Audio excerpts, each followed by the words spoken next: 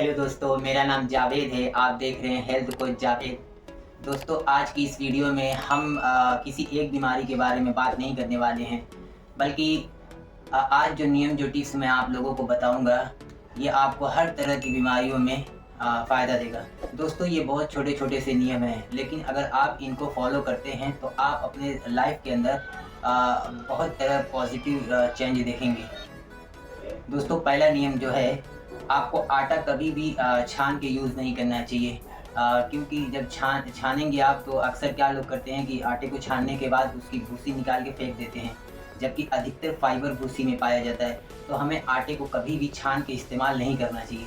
तो बहुत सारे ऐसे लोग होते हैं जो रोटी बनाते समय आटे को छान के फिर उसकी भूसी फेंक देते हैं। दोस्तों, भूसी के अंदर ही फाइबर पाया जाता है। तो ये बहुत बड़ी मिस्टेक है। हमें भूसी को कभी भी हमें आटे को छान के इस्तेमाल नहीं करना चाहिए, क्योंकि उसके बाद जो हमारे बॉडी को न्यूट्रिशन चाहिए रोटी से मिलना चाहिए, उतना नहीं मिलता है। क्योंकि हमने भूसी ऑलरेडी निकाल के फेंक दी है, तो फाइबर की क्वांटिटी हमारे बॉडी के अंदर जो रिक्वायरमेंट है वो कम हो जाती है। वो उस रोटी में कम होती है जो हम खाते हैं। तो हमें कभी भी आटे को छान के इस्तेमाल नहीं करना चाहिए रोटी बनाते समय। और दूसरा नियम ये आपको हमेशा फॉलो करना चाहिए कि नमक को आप अपने खाने में नमक को जितना कम से कम हो सके उतना इस्तेमाल करें। बेहतर ये है कि किसी भी व्हाइट नमक को हम इस्तेमाल ना करें, उसकी जगह पे हम सेंधा नमक का यूज़ कर सकते हैं। सेंधा नमक यानी सनक साल्ट, ये आपके रिलेटिविटी कम नुकसान करेगा और इसकी वजह से आपका ब्लड प्रेशर भी ज़्यादा नहीं होता है। दोस्तों, नमक के अंदर जो सोडियम पाया जाता है, और सोडियम हमारे बॉडी के अंदर 2 नुकसान करता है। पहला नुकसान ही ये हमारे ब्लड प्रेशर को बढ़ाता है या बढ़ाने का काम करता है, और दूसरा नुकसान ये हमारे बॉडी के अंदर वाटर वेट बढ़ाता है। हमारे बॉडी के अंदर सुस्ती पैदा करता है, थुलथुलापन पैदा करता है। दोस्तों, इसके अलावा दोपहर का खाना खाने से जस्ट पहले हमें 1 कटोरा भर के या फिर 1 प्लेट भर के सलाद खाना चाहिए। इस सलाद में आप हर तरह की सब्जियां शामिल कर सकते हैं। दोस्तों, दोपहर का खाना खाने से पहले अगर हम सलाद खाते हैं तो हम कुछ दिनों बाद देखेंगे कि हमारे अंदर बहुत बदलाव होते हैं, बहुत फ्रेश महसूस करेंगे और हमारा डाइजेशन भी बहुत अच्छा रहता है।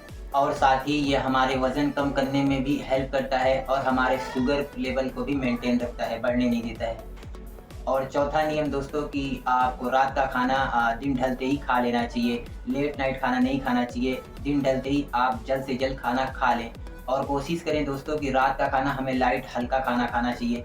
हैवी खाना को हम दोपहर में खाएँ तो ज़्यादा अच्छा है। लेकिन अक्सर होता क्या है दोस्तों कि हमारे वहाँ एक तरह से फ़ैशन बन गया है कि हम रात का खाना हैवी खाते हैं, जबकि दोपहर का खाना हल्का खाते हैं, कभी नहीं भी खाते हैं। लेकिन हम रात का खाना एंजॉय करते समय हैवी खाते हैं, जबकि इसका ऐसा नहीं करना चाहिए दोस्तों। दोस्तों, दोपहर का खाना आप हैवी खा सकते हैं, और रात का खाना जितना कोशिश करें हल्के से हल्का खाना हो।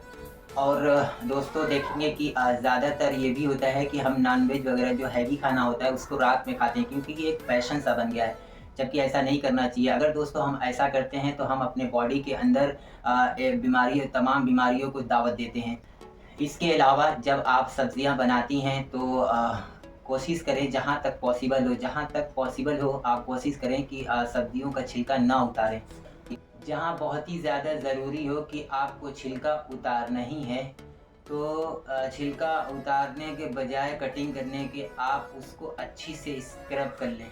क्योंकि दोस्तों, जब हम सब्जियों का छिलका उतार देते हैं तो बहुत सारे ऐसे फाइबर हैं, बहुत सारे ऐसे सब्जियों के अंदर जो हमें न्यूट्रिशन मिलते हैं वो हम खो देते हैं सब्जियों का छिलका उतार के।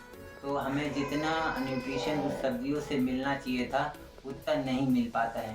दोस्तों, सब्जियों की बात चल रही है तो एक बात बताता चलूँ कि जितनी भी कलरफुल सब्जियां हैं उनको आपको अपने खाने में इस्तेमाल करना चाहिए, सैलेड के तौर पे या सब्जी बनाकर उसका आप इस्तेमाल करें। दोस्तों, एक बहुत बढ़िया नियम है खाने का कि जितना कलरफुल आपके खाने में सब्जियां होंगी उतने ही आप हेल्दी होंगे। दोस्तों, खाने को जितना हो सके हमें चबा कर खाना चाहिए और बैठ कर खाना चाहिए, क्योंकि और ये देखेंगे अक्सर कि ये हमारे लाइफ से ये दोनों चीज़ जा रही है। हम खाने को बाइट बना के मुंह में रखते हैं और तुरंत उसको निगल जाते हैं। ऐसा नहीं करना चाहिए। हमें खाने को जितना पॉसिबल हो सके हमें चबा के खाना चाहिए और खाने को बैठ के खाना चाहिए। जबकि हम खाने को बैठ के खाना भूल गए, अब हम खड़े होकर खाना खाते हैं और इसको हम फैशन समझते हैं अपना, जबकि ऐसा नहीं है, हमारे बॉडी के लिए बहुत अनहेल्दी है। तो हमें अगर फिट रहना है, हेल्दी रहना है, बीमारियों से बचना है, तो ये छोटे-छोटे टिप्स हमें याद रखना है कि हमें खाने को बैठ के खाना चाहिए, चबा के खाना चाहिए और कि खाने को कोशिश करें कि आप 32 बार काउंट करके खाएँ, 32 बार काउंट करके चबाएँ, उसके बाद उसको अंदर करें। ऐसा ज़रूरी नहीं है आप 64 बार भी कर सकते हैं, 16 बार भी कर सकते हैं। आपको महसूस होना चाहिए कि आपने जो बाइट मुँह में रखी है, वो लिक्विड बन जाए उसके बाद आप अंदर करें, क्योंकि कुदरत ने जो हमें दाँत दिया है ना, इससे अगर हम मेहनत करते हैं तो हमारे आँतों को कम मेहनत करना पड़ेगा। तो कोशिश ये किया करें कि आप खाने को अच्छी से चबा कर उसके बाद दोस्तों आपको रिफाइंड शुगर जितना कम से कम हो सके उतना इस्तेमाल करना चाहिए। व्हाइट शुगर जो आता है दोस्तों, उसको जितना कम से कम हो सके उसको अपने खाने में इस्तेमाल करना चाहिए। उसके बेहतर कि आप ऑप्शन आपके पास है कि अगर आपको पॉसिबल हो तो उससे बेहतर ऑप्शन है कि आप गुड़ का या फिर शहद का इस्तेमाल कर सकते हैं। दोस्तों अगर आप 15 दिन कोशिश करें कि आप मीठा बिल्कुल लाइट रखें, एकदम से कोशिश ये करें कि बंद ही कर दें। उसकी जगह पे आप गुड़ और शहद का इस्तेमाल कर सकते हैं और ये आपके वेट लॉस करने में भी बहुत फ़ायदा देगा और आपके शुगर लेवल को भी बढ़ने नहीं देगा, बैलेंस में बना के रखेगा। तो व्हाइट शुगर को कोशिश करें अवॉइड करने के लिए। तो कोशिश करें कि आप कम से कम शुगर का इस्तेमाल ना ही करें तो बेहतर है। तो कुछ और इसके बाद आप देखेंगे कि आपके बॉडी के अंदर काफ़ी बदलाव, काफ़ी चेंज आप खुद से महसूस कर पाएँगे, खुद से आपको दिखेगा। आपको अपना खाना बनाते समय कभी भी रिफाइंड तेल का इस्तेमाल नहीं करना चाहिए। रिफाइंड तेल एक तरह का ज़हर है, जो कि आपके नसों के अंदर जम जाता है, आपके हार्ट के लिए बहुत ज़्यादा नुकसानदेह है। आपके बॉडी के अंदर फैट को जमा करता है और आपके जोड़ों को भी नुकसान करता है। क्योंकि दोस्तों रिफाइंड के अंदर बहुत सारा केमिकल होता है, जो कि हमारे सेहत के लिए बहुत नुकसानदेह होता है। आपको रिफाइंड तेल की जगह ऐसे तेल इस्तेमाल करने चाहिए जो कि अनरिफाइंड है। जैसे सरसों का तेल आप ले सकते हैं, मूँगफली का तेल आप ले सकते हैं या फिर सूरजमुखी का तेल आप ले सकते हैं। लेकिन इस तरह का जब आप तेल मार्केट से लेते हैं तो वो भी रिफाइंड किया हुआ होता है। तो कोशिश करें कि कोई ऐसी शॉप से लें कि जहाँ तेल निकाला जाता है। इसके अलावा दोस्तों आपको अपने खाने को माइक्रोवेव के अंदर गर्म नहीं करना चाहिए और बासी खाना तो आपको बिल्कुल भी खाना नहीं चाहिए। दोस्तों बासी खाना खाने से भी हमारे बॉडी के अंदर बहुत सारी बीमारियां पैदा होती हैं। तो आई होप कि आपको वीडियो पसंद आई होगी। ये छोटी-छोटी जानकारियां दोस्तों अगर आप इनको फॉलो करते हैं तो आप कुछ दिनों के बाद देखेंगे कि आपके बॉडी के अंदर बहुत सारे चेंज, बहुत सारे बदलाव होंगे। आप खुद से महसूस करेंगे, फील करेंगे, देखेंगे और ये आपको बिल्कुल आप यंग से दिखेंगे, एक फुर्तीलापन आपके बॉडी के अंदर आएगा। तो ये छोटे-छोटे से नियम है दोस्तों, इन्हें आपको हमें फॉलो करना चाहिए।